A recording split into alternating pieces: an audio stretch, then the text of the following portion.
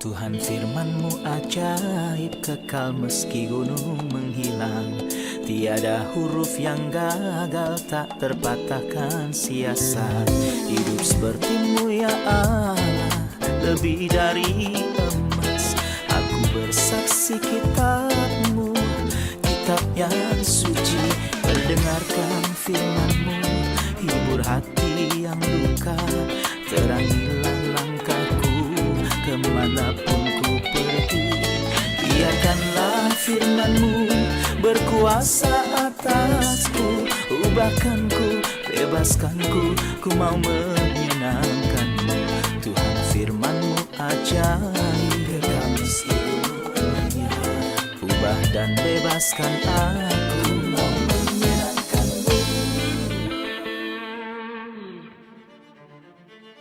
Banyak nama ibu raja-raja yang disebut. Apakah seorang ibu memiliki peran dalam mengasuh anaknya untuk menjadi orang baik ataukah sebaliknya orang jahat?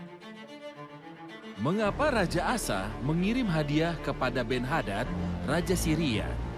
Pelajaran apa yang kita dapat dari hal ini? Siapakah Nadab yang muncul di kejadian ini? Dan apa yang bisa kita pelajari tentang dia? Ubah dan bebaskan aku, mau menyenangkan-Mu.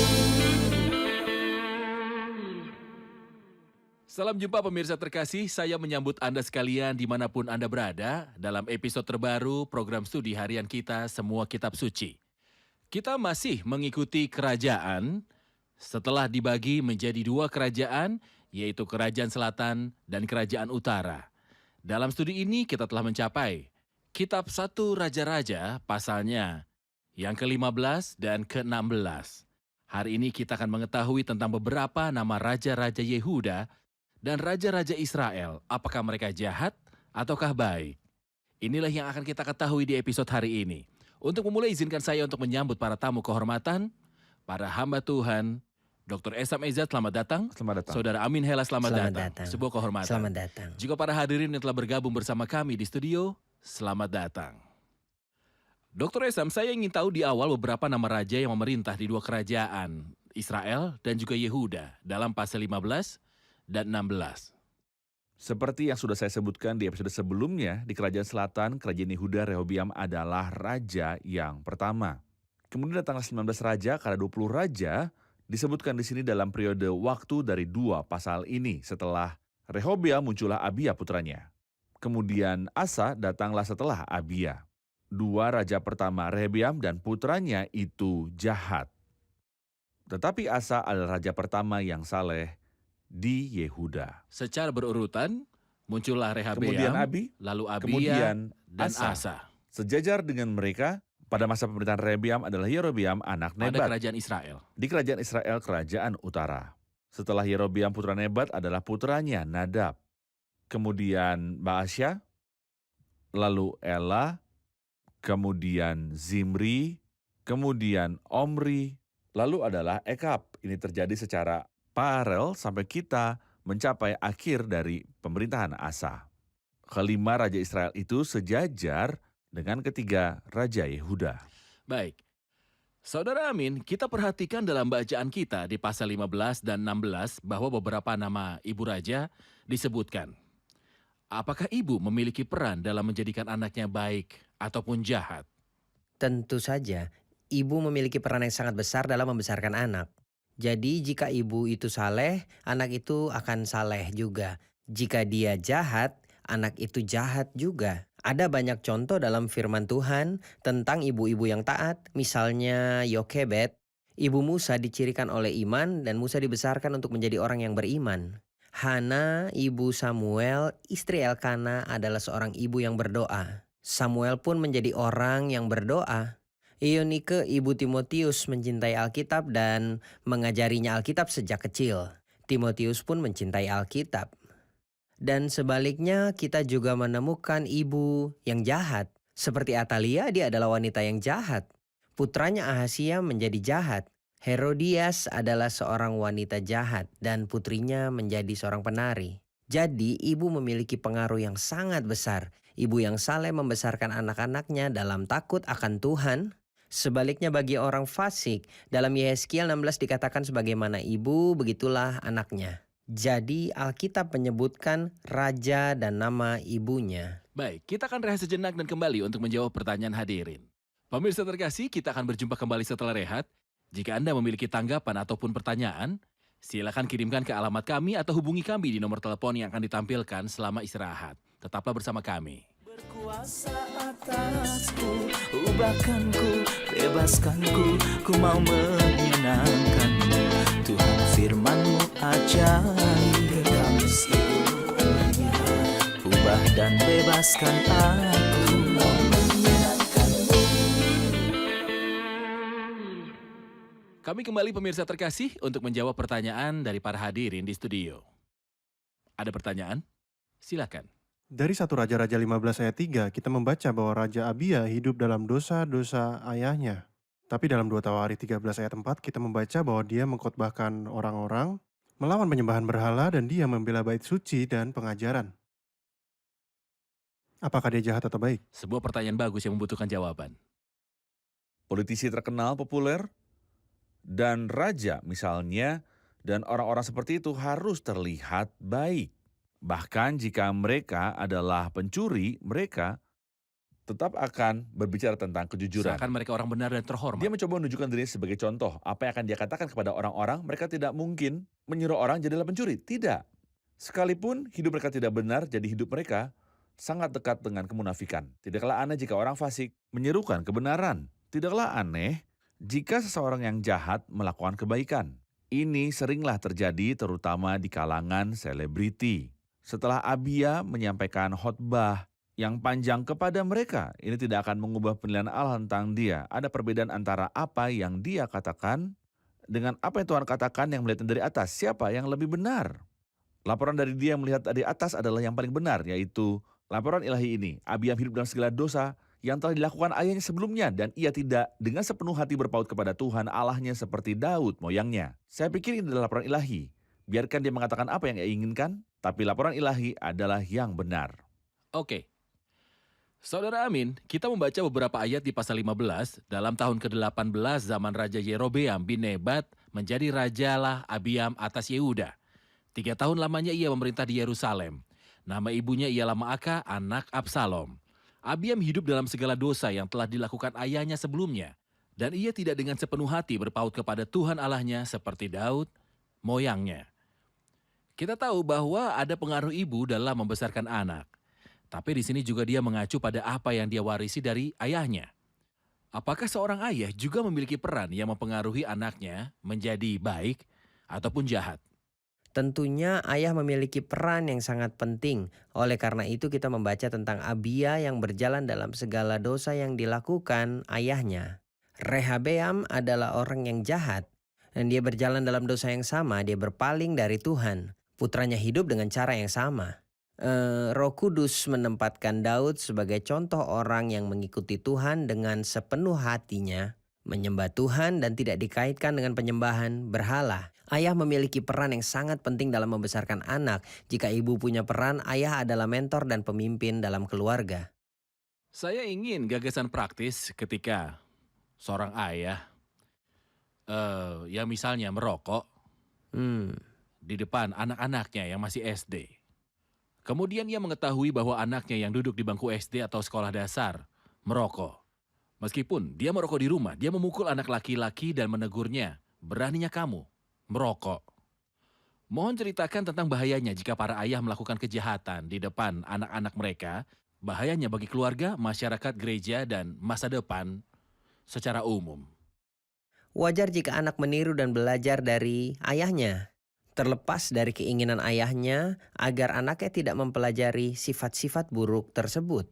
Maka tanpa mengetahui apa yang dilakukan bapak itu, apakah berbohong atau menipu atau curang atau diperbudak oleh dosa-dosa tertentu, anak tumbuh tidak seperti dia. Sekalipun ayahnya tegas, namun dia tidak memiliki kekuatan untuk membimbing. Oleh karena itu dapat dikatakan bahwa ayah dan ibu memiliki tanggung jawab yang besar dalam membesarkan anaknya.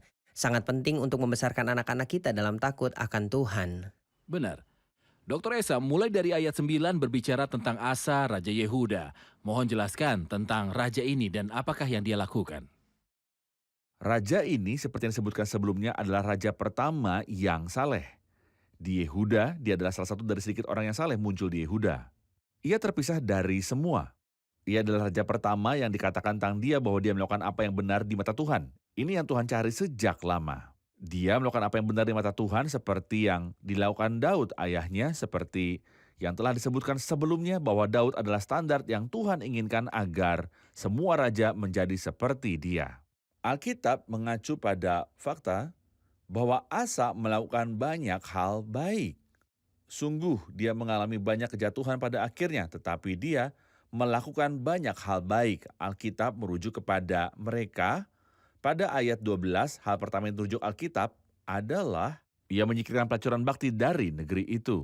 Ini adalah hal pertama dan saya pikir ini adalah topik penting dari hari ini, di mana kita hidup pelacur, laki-laki yang dikenal sebagai orang yang menyimpang secara seksual. Sayangnya, kedokteran saat ini berusaha mencari alasan untuk mereka dan menganggap ini sebagai penyakit. Ini sangat berbahaya. Masalahnya bukan di kedokteran, Dr. Esam. Sebanyak para pendeta, mereka juga mencari pembenaran bagi mereka yang melakukan dosa ini. Mohon jelaskan pada saya tentang sudut pandang pendeta, guru, ataupun pengkhotbah. Sayangnya mencari alasan untuk segala jenis dosa yang dikutuk oleh kitab suci.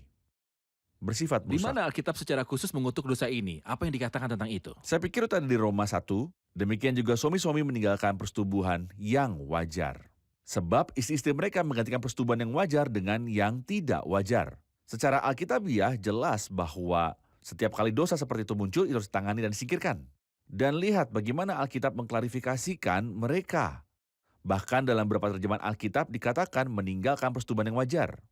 Mengacu pada laki-laki dan tidak mengatakan pria. Seolah Alkitab ingin mengatakan bahwa perilaku mereka telah merosot hingga hal-hal yang bahkan dilakukan oleh binatang. Jadi mereka disebut seperti binatang menurut jenis kelaminnya, bukan sebagai laki-laki. Sejauh itu Allah membenci dosa-dosa ini. Apakah jenis dosa ini ada hubungannya dengan kota Sodom dan Gomora?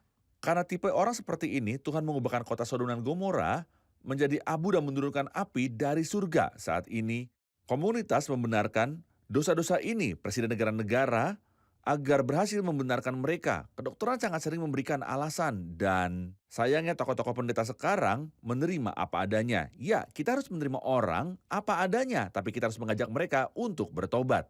Tapi mereka tidak menunjukkan pertobatan, mereka menunjukkan pengobatan. Hal membutuhkan pertobatan atau penghakiman. Lihat di sini, apa hal pertama yang dilakukan orang ini yang melakukan apa yang benar di mata Tuhan? Dia menyingkirkan pelacur laki-laki dari negeri itu. Dia menghapus semua berhala yang dibuat oleh ayahnya. Dia juga menghapus maka ibunya dari menjadi ibu suri karena dia telah membuat gambar yang keji. Dia memotong gambarnya dan membakarnya. Tetapi dia memiliki titik kelemahan yang akan disebutkan oleh Alkitab nanti. Tapi setidaknya aspek yang sangat cemerlang ini tidak dilakukan oleh siapapun. Sejak zaman Daud, ini adalah raja saleh pertama yang dibangkitkan dari zaman Salomo. Baik, kita akan rehat sejenak dan kembali untuk menjawab pertanyaan hadirin. Pemirsa terkasih, kami akan kembali setelah rehat. Berkuasa atasku, ubahkanku, bebaskanku, ku mau menyenangkanmu. Tuhan firman-Mu ajaib, kami seluruhnya. Ubah dan bebaskan aku, mau menyenangkanmu. Kami kembali pemirsa terkasih untuk menjawab pertanyaan dari hadirin di studio. Ada pertanyaan? Sebuah pertanyaan. Dalam 1 Raja-Raja 15 ayat yang ke-33, kita memahami bahwa dalam tahun ketiga zaman Asa, Raja Yehuda, Baisa bin Ahia menjadi raja atas seluruh Israel di Tirsa. Ia memerintah 24 tahun lamanya, hampir pada tahun ke-26 pemerintahan Asa. Tetapi dalam 2 Tawari pasal 16 ayatnya yang pertama, pada tahun ke-36 pemerintahan Asa, Baasa Raja Israel maju melawan Yehuda dan merebutnya. Bagaimana dia naik jika dia sudah mati? Atau bagaimana cerita sebenarnya? Apakah dia naik ketika dia mati? Bagaimanakah ceritanya? Sebenarnya ayat yang disebutkan dalam 2 Tawarik pasal 16 ketika berbicara tentang 36 tahun, ini adalah 36 tahun dari pembagian kerajaan utara dan selatan. Jadi saya dapat mengatakan bahwa 36 tahun adalah sejak berdirinya kerajaan tempat Asa berada. Tepat. Dr. Esam, kita akan membaca ayat ke-18 Tetapi Asa mengambil segala emas dan perak yang masih tinggal dalam perbendaharaan rumah Tuhan dan dalam perbendaharaan rumah raja dan menyerahkannya kepada pegawainya. Kemudian Raja Asa mengutus mereka kepada Ben-Hadad bin Tabrimon bin Hezion, Raja Aram yang diam di Damsyik. Mengapakah dia melakukan hal ini? Mengapa dia mengirimkan emas itu? Dia melakukannya karena dia merasa terancam. Dia ingin melindungi dirinya sendiri dan rakyatnya. Diancam oleh siapa? Oleh Raja Israel. Dikatakan sebelumnya, bangsa Raja Israel maju berperang melawan Yehuda. Dan ia memperkuat Rama dengan masuk mencegah lalu lintas kepada Asa, Raja Yehuda. Kepada Raja Asa, dia ingin merebut kerajaan Yehuda. Ia menjadi miskin dan lemah. Padahal hatinya utuh dan benar di hadapan Tuhan. Dia mulai meminta bantuan dari mereka yang bekerja sama dengan Baasa. Siapa yang bekerja sama dengan Baasa? Dia tahu bahwa ada perjanjian antara Ben-Hadad. Dia melanggar perjanjian Dia itu. ingin melanggar perjanjian ini. Jadi sayangnya dia mengirimkan hadiah-hadiah ini kepada Raja Suriah untuk memberitahunya, aku adalah anakmu. Bahkan bahasa yang dia gunakan bukanlah bahasa yang pantas.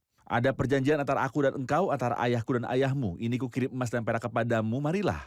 Batalkan perjanjianmu dengan bahasa Raja Israel supaya ia undur daripadaku. Itu berhasil, tetapi kita menganggap ini sebagai kelemahan iman dalam sejarah Asa. Kita tidak lupa bahwa Tuhan yang berbicara tentang keutuhan hati Daud berkata juga, karena Daud telah melakukan apa yang benar di mata Tuhan dan tidak menyimpang dari segala yang diperintahkannya kepadanya seumur hidupnya, kecuali dalam perkara Uria orang Het itu. Tetapi ini tidak menghilangkan keutuhan Daud di hadapan Tuhan, dan ini tidak menghapus keutuhan Asa. Mereka melakukan apa yang benar di mata Tuhan. Karena Tuhan mengingat perbuatan baik yang dilakukannya. Tuhan tidak berfokus pada kesalahan, Tuhan mengutuk dosa. Namun jika seseorang jatuh karena kurangnya iman, tidak masalah dia bisa berdiri kembali. Tuhan melihat dan menilai motifnya. Sempurna. Saudara Amin, ayat 25 berbicara tentang Nadab, anak Yerobeam yang memerintah atas Israel. Saya ingin tahu beberapa informasi tentang dia. Nadab putra Yerobeam mulai memerintah Israel pada tahun kedua pemerintahan Asa. Dia memerintah hanya 2 tahun. Sayangnya dia adalah raja yang jahat seperti ayahnya. Ia melakukan apa yang jahat di mata Tuhan, serta hidup menurut tingkah laku ayahnya dan menurut dosa ayahnya yang mengakibatkan orang Israel berdosa. Setelah 2 tahun memerintah, ada konspirasi. Baasa bin Ahia dari keluarga Isakar bersekongkol dan membunuhnya. Kematian dari Nadab, putra Yerobeam, adalah penggenapan dari firman Tuhan yang diucapkan oleh Ahia orang Shilon. Dan semua keturunan Yerobeam itu dimusnahkan. Saudara Esam, mulai dari ayat 33 sampai pasal 16 berbicara tentang Baasya, Raja Israel. Mohon komentar Anda tentang dia. Sungguh aneh bahwa manusia tidak belajar pelajaran karena Baasya diutus untuk membinasakan Nadab, anak Yerobeam. Karena dosa-dosa Yerobeam. Dia tidak belajar dari Dan itu. dia tidak belajar. Jadi kita menemukan dia berjalan dalam dosa yang sama dari Yerobeam. Dia akan minum dari cawan yang dia berikan kepada anak-anak Yerobeam. Sayangnya inilah yang terjadi padanya di sini. Dia berjalan di jalan Rehobeam dan dalam dosanya yang membuat Dia membuat Israel berdosa. Dan karena itu Tuhan mengutus Yehu, anak Hanani. Tuhan tidak berkompromi dengan kejahatan. Oleh karena itu engkau telah kutinggikan dari debu. Ini hanya disebutkan di sini. Dan kuangkat menjadi raja atas umatku Israel, tapi engkau telah hidup seperti Yerobeam dan telah menyuruh umatku Israel berdosa sehingga mereka menimbulkan sakit hatiku dengan dosa mereka. Bukan karena dia berdosa, tapi dia membuat orang-orang berdosa. Seperti yang dilakukan Yerobeam. Apa yang terjadi dengan Yerobeam akan terjadi padamu. Dia akan benar-benar menyapu keturunannya. Siapa yang mati daripada Baisa di kota dan akan dimakan anjing, dan yang mati daripadanya di padang akan dimakan burung yang ada di udara. Saudara Amin, siapakah yang datang setelah Baasya? Saya membayangkan raja manapun akan mengejarnya. Harus waspada terhadap dosa-dosanya dan juga hukuman Tuhan. Saya ingin tahu siapa yang mengejarnya. Apakah dia berhati-hati? Apakah dia mengikuti jalan Tuhan atau berjalan dalam rantai dosa warisan? Sayangnya manusia tidak belajar dari sejarah. Seseorang seharusnya berada dalam hubungan dengan Tuhan. Firman Tuhan datang kepada Baasya melalui Yehu putra Hanani. Kita mendengar penghakiman yang menimpanya dan digenapi. Namun sayangnya manusia tidak mendengar firman Tuhan atau belajar dari sejarah. Pada tahun ke-26 Raja Asa, Elah bin Baasya memerintah atas Israel. Dia memerintah 2 tahun dan menjalani kehidupan yang jahat. Sayangnya pada saat itu dia terpikat dan akhirnya dikalahkan. Dia dapat dikalahkan karena dia mabuk selama masa periodenya. Pada saat itu dia mabuk di rumah Arza. Akibatnya Zimri, komandan dari setengah keretanya, berkonspirasi melawannya dan akhirnya membunuhnya. Itu adalah hal yang sangat sulit untuk dibunuh saat dia mabuk. Saya dapat mengatakan bahwa orang yang jauh dari Tuhan adalah pemabuk dan tersesat. Dia akan terkejut bahwa kematian telah datang kepadanya dan setelah itu kekekalan yang mengerikan menunggu. Sebenarnya pasal ini penuh dengan banyak revolusi. Zimri membunuh Elah dan dia akhirnya memerintah. Tapi sayangnya dia hanya punya 7 hari untuk memerintah. Dalam 7 hari ini dia melakukan 2 hal. Zimri menghancurkan semua rumah Baasa. Sesuai dengan firman Tuhan yang diucapkannya melawan Baasa oleh Nabi Yehu. Juga dalam 7 hari ini kejahatannya terungkap oleh karena segala dosa yang telah dilakukan Baasa dan Elah anaknya yang mengakibatkan orang Israel berdosa. Maksud saya adalah periode ini adalah 7 hari yang dihabiskan dalam kejahatan. Tapi kemudian dikatakan bahwa Omri melawan Zimri. Omri adalah komandan tentara. Dan ketika persekongkolan itu terjadi, orang-orang berkata bahwa Zimri telah membunuh raja. Rakyat mengangkat Omri sebagai raja karena ia adalah panglima tentara Israel pada waktu itu. Omri memasuki kota tempat Zimri berada, merebutnya dan membukanya. Setelah Zimri memerintah hanya 7 hari, ia menemukan bahwa kota itu diambil darinya. Dia pun bunuh diri dengan membakar dirinya sendiri. Konspirasi lain terjadi setelah Omri mengambil alih kerajaan. Ada juga yang lain bernama Tibni.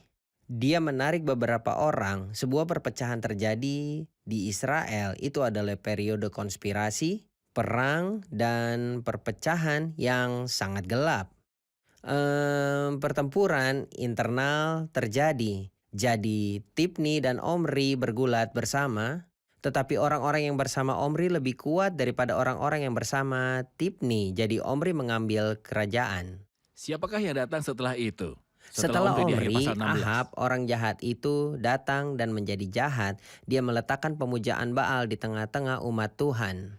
Hal ini mengatakan bahwa jika kita meninggalkan dosa, maka harus menghasilkan buah yang mengerikan sesudahnya. Ahab adalah buah dari dosa kecil yang ditanamkan sejak awal. Sempurna. Baik, Tuhan memberkati Anda. Saya sangat menikmati pelajaran ini.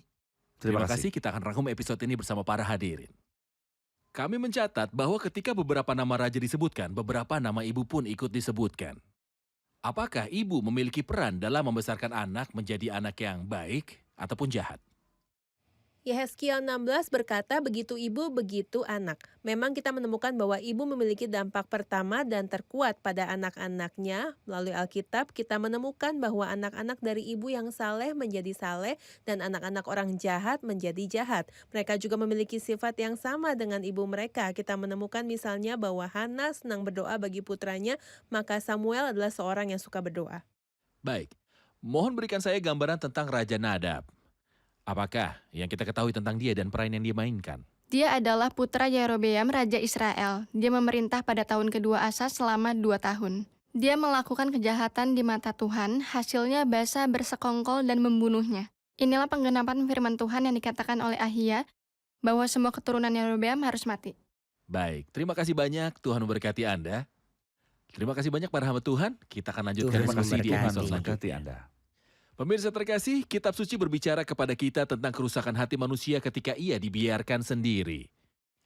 Tidak ada jaminan kebenaran hati, tetapi kembali kepada Tuhan lalu mengakui dosa, menerima pekerjaan Kristus di kayu salib, dan menerima pekerjaan ini secara pribadi, dan mengambil dari Allah hati yang baru menurut kehendak dan standar dari Allah sendiri.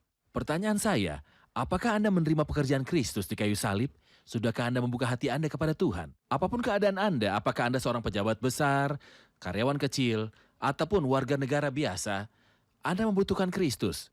Anda tidak membutuhkan posisi Anda.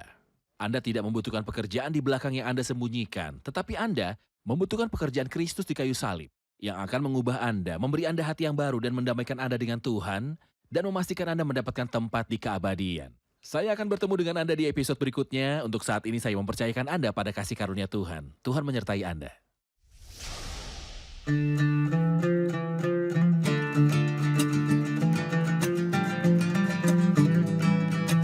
من يوم ما قابلت حبيبي يسوع وانا عايش دايما فرحان، فرح قلبي وغفر خطاياي وطرحها في بحر النسيان.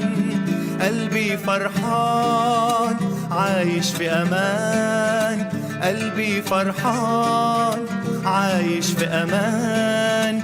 من يوم ما حصلت على الغفران، مجدا مجدا ليسوع، شكرا شكرا ليسوع. قلبي فرحان بيسوع.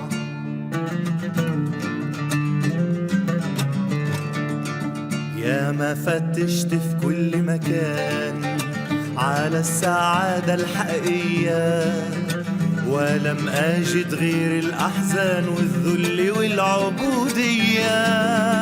لكن من يوم ما قبلت يسوع، لكن من يوم ما قبلت يسوع، فرحني وفتح لي عينيا. مجدا مجدا ليسوع، شكرا شكرا ليسوع. قلبي فرحان بيسوع.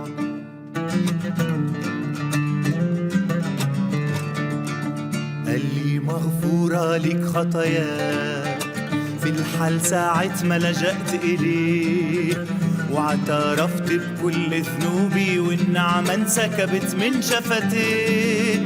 قال لي مبروك مبروك عليك، قال لي مبروك مبروك عليك. كل ما عندي وهبته ليك. مجدا مجدا ليسوع، شكرا شكرا ليسوع. قلبي فرحان بيسوع.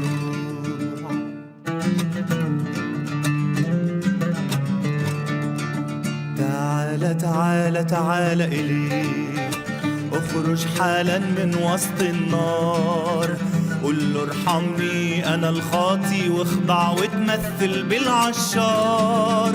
اخرج من نار واترك العار، اخرج من نار واترك العار، وتعال انضم مع الأبرار. مجدا مجدا ليسوع، شكرا شكرا ليسوع. قلبي فرحان بيسوع. Izebel yang jahat adalah contoh kejahatan sepanjang masa. Dia adalah istri raja jahat Ahab. Apakah arti dari namanya dan apa peran yang dimainkan Izebel dalam kehidupan suaminya Ahab? Apakah peran Nabi Elia, nabi yang berapi-api pada masa pemerintahan Ahab dan Izebel? Bagaimanakah Tuhan melatih Nabi Elia untuk mempersiapkan dirinya menghadapi para nabi Baal?